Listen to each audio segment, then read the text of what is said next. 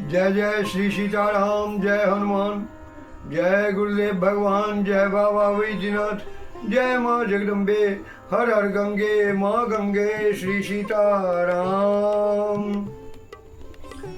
आगे मैंने भगवान के गुणगणों की चर्चा करते हुए भक्त अपने मन को पिघलाकर राम रंग डाली। जो राम रंग घनीभूत होकर कभी निकल नहीं सके, यही कल मैंने चर्चा किया था। और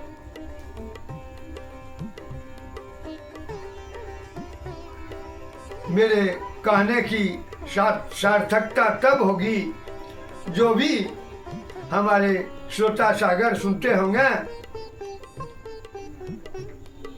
वह अपने जीवन में, अपने जीवन के व्यवहार में अपने मन को पिघलाकर उसमें राम रंग जरूर डालेंगे, ऐसा मेरा दृढ़ विश्वास है।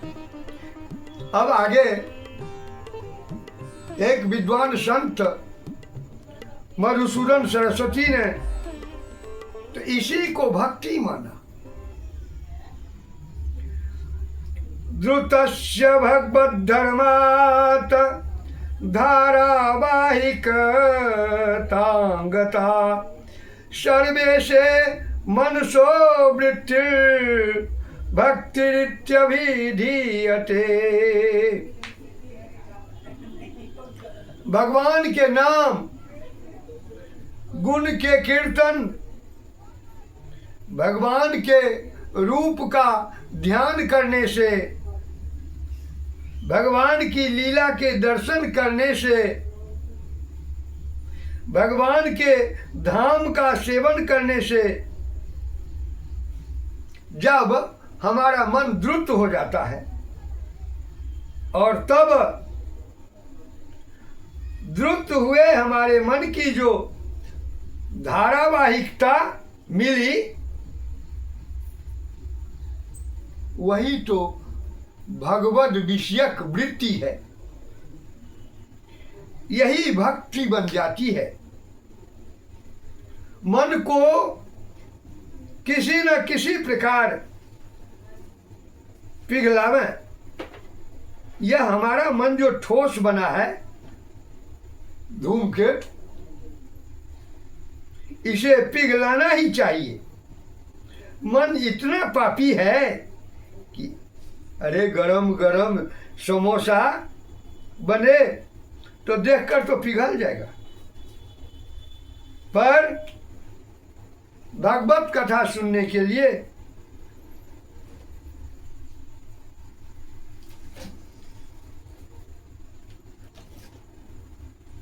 नहीं पिघलता। इसलिए इसको पहले पिघलाओ, और इसको पिघलाने के लिए सबसे बढ़िया उपाय यही है कि हमारे जीवन में चारों प्रकार की शुद्धियां आ जाए। जब हम प्रयास करके आहार की शुद्धि कर लेंगे तो हमारा आचार अपने आप शुद्ध हो जाएगा। अरे जब हम जूते पहनकर ही खाएंगे, गंदे कपड़े पहनकर भोजन करेंगे, तो दूषित अन्न खाने से तो हमारा मन दूषित ही न होगा।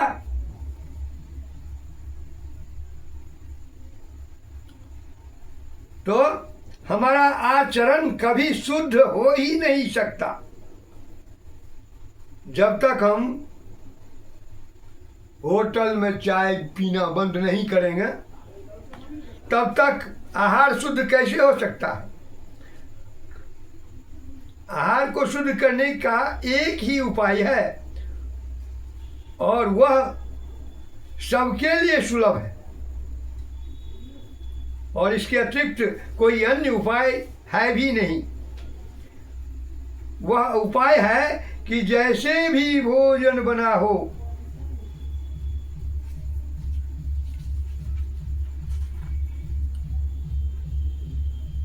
जहां से भी अन्न आया हो उसमें तुलसी माता को पधरा कर सीताराम जी के चरणों में भोजन चला जाता है। और जब पुजारी अथवा भक्त जो भी हो, यदि भगवान को भोग लगा दें, भोग लगाने की घंटी बज जाए और भगवान को भोग लग गया, आहार शुद्ध हो गया, तब वह भोजन आहार नहीं रह गया, महाप्रसाद बन गया। जब उसको बिना किसी संशोधन के खा लो, बिना संशोधन से तात्पर्य है कि जैसे प्रसाद आए वैसा ही पाओ। उसमें थोड़ा सा भी यदि आपने कुछ मिला दिया तब वह प्रसाद नहीं रहा, सब लीप दिया आपने, तब उसमें प्रसादत्व नहीं रहा। जैसे वह प्रसाद आ रहा है उसी प्रकार भगवान का प्रसाद पालें तो प्रसादे सर्व दुखानां हानि रस्योपजायते। प्रसादे सर्व दुखानां हानि रस्योपजायते। भगवत प्रसाद पा जाने से जीव का जीवन धन्य हो जाता है। प्रसन्न चेतसो ह्यासु बुद्धि पर्यवतिष्ठति। जब भगवान का प्रसाद जीव पा लेता है तब उसके सारे दुख नष्ट हो जाते हैं, उसका चित्त प्रसन्न हो जाता है और तुरंत बुद्धि शुद्ध हो जाती है, स्थिर हो जाती है।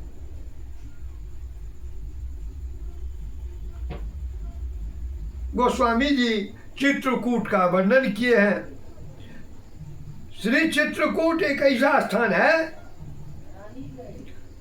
वहां निश्चित मन द्रवित होगा। इसीलिए गोस्वामी जी ने कहा कि से ये स्नेह सो विचित्र चित्रकूट सो,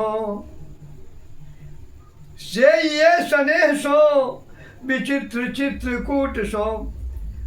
अरे भाई, स्नेह से इसकी सेवा करो, स्नेह पूर्वक रहो, निश्चित फल देगा। मुझे तो यहां तक विश्वास है कि यदि भगवान के दर्शन करने हैं तो हमको निराश नहीं हो जाना चाहिए, क्योंकि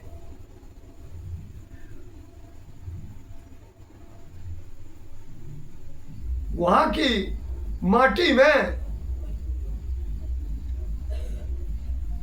जंगल जाने के क्रम में सीता राम लक्ष्मण विचरण किए।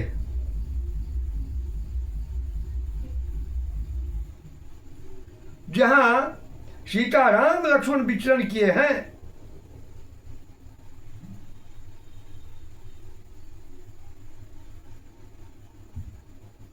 जहां वो पहुंच गए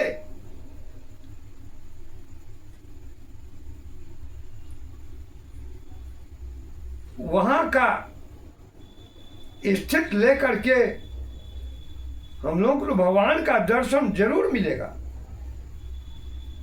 अरे कलयुग में भी भगवान के दर्शन होते हैं और सर्वत्र हो सकते हैं।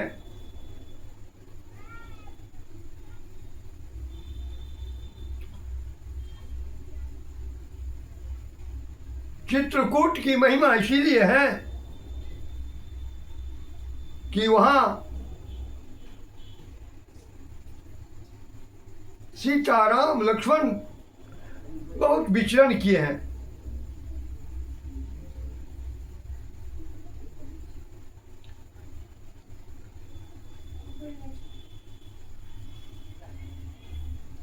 चित्रकूट तो चित्त को त्राण देता है। चितं त्रायते इति चित्रं चित्रं कूटं जस्य स चित्रकूटः। यह हमारी चेतना को त्राण देता है, इसीलिए चित्रकूट में यह प्रशस्त है। और एक बात और है, वहां राम कथा के रूप में मंदाकिनी बह रही हैं। राम कथा मंदाकिनी चित्रकूट चित्रचारु तुलसी सुभग स्नेह वन श्री रघुवीर बिहारू। श्री राम कथा ही मां मंदाकिनी के रूप में विराजमान हो रही है। वहां प्रातः काल लोग 4 बजे स्नान के लिए जाते हैं। उसमें यदि डुबकी लगाएं तो यह भावना करें कि हम श्री राम कथा में नहा रहे हैं। सवेरे तन को नहलाएं, सायंकाल मन को नहलाएं। वहां तीनों प्रकार की मंदाकिनी बह रही है। मंदाकिनी मज्जन त्यों काला राम दरस मुद मंगल माला। मंदाकिनी मज्जन त्यों काला राम दरस मुद मंगल माला। यह है मंदाकिनी मज्जन त्यों काला। इसका अर्थ यह नहीं कि तीनों बार मंदाकिनी नदी में ही नहाते रहो। तीनों प्रकार की मंदाकिनी का लाभ लीजिए, लाभ। ऐसी परम पावन चित्रकूट की धरती, और उसमें भी गोस्वामी जी ने कितनी सुंदर बात कही कि यदि राम जी का सच्चा स्नेह चाहिए, सत्य स्नेह चाहिए, तो चित्रकूट का सेवन करो। देखिए, रामचरितमानस में गोस्वामी जी ने कहा कि सत्य स्नेह तो दशरथ जी का है। बंदो अवध भुआल सत्य प्रेम जहि राम पद। बिछुड़त दीन दयाल प्रिय तन तृण इव परिहरऊ। प्रश्न है कि महाराज दशरथ जी के लिए सत्य स्नेह कहा गया, और महाराज ने चित्रकूट का सेवन कब किया? किया है सेवन, इसे आप नहीं समझ रहे हैं। अरे अंतिम बार तो चित्रकूट का ही स्मरण किया, अयोध्या का स्मरण नहीं किया। अयोध्या को तो छोड़ चुके हैं चक्रवर्ती जी। तनुती है तनय धाम धन धरनी सत्य सांध कहाँ तृण समबरणी। ये वन गमन का प्रसंग है। श्री रामचंद्र जी वन को गए हैं। सुमंत्र जी ने बता दिया है कि प्रभु वन को चले गए। दशरथ जी महाराज कहते हैं कि अब मैं अवध देखूंगा ही नहीं।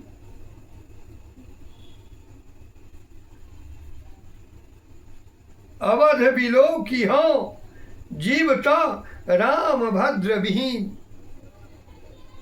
राघवेंद्र के बिना अयोध्या देखकर क्या करूंगा। वो तो राघव जहां है उसी का चिंतन कर रहे हैं, और आज राघव श्री अवध में नहीं, श्री चित्रकूट जी में विराज रहे हैं। अतः दशरथ जी महाराज चित्रकूट जी का ही चिंतन कर रहे हैं। नोते मनुष्या देवास्ते ये चारु शुभ कुंडलम मुखं दृक्षन्ति रामस्य बर्खे पंचदशे पुनः। इतना करुण चिंतन मंत्री से तो कह ही दिया। सखा राम सिए लखन जहाँ तहाँ मोहि पहुँचाओ, नाहित चाहत चलन अब प्राण कहो सती भाव, नाहित चाहत चलन अब प्राण कहो सती भाव। इसीलिए महाराज का चिंतन अब अयोध्या का नहीं, भवन का नहीं, वन का चिंतन हो रहा था, चित्रकूट का चिंतन हो रहा था। और जब चित्रकूट का चिंतन हुआ, सेवन हो गया मन से, तो सत्य स्नेह मिल गया। प्रिय तनु तृण इव परिहरेउ। इतना बता, यदि राम जी से सत्य स्नेह चाहिए तो चित्रकूट का सेवन करना चाहिए। सेवन माने उसका आस्वादन करना चाहिए, चाहे निकट रहकर करें चाहे दूर रहकर करें, स्वाद लेना चाहिए। वहां भी स्नेह में सत्य स्नेह लगाया। प्रेम को तो सच्चा होना चाहिए। प्रेम असत्य तब हो जाता है जब प्रेमी प्रेमास्पद से कुछ चाहते हैं। आगे आप इसी चरण धूल की महिमा का वर्णन सुनने जा रहे हैं, जिस चरण धूल का सेवन कर अहल्या जी तरी। और मुझे यह कहने में हर्ष भी हो रहा है कि अहल्या जी के चरित्र का वर्णन वाल्मीकि जी ने कम सुंदर नहीं किया, और विश्व के साहित्य में पहली बार इस महाकवि ने तारे शब्द का प्रयोग किया है। हे राघवेंद्र, आप अहल्या को तारिए। और इस अहल्या को तारने की बात मैं कल कहूँगा। आज भगवान नाम के साथ मैं अपने वाणी को विराम देना चाहता हूँ। जय सीताराम सीताराम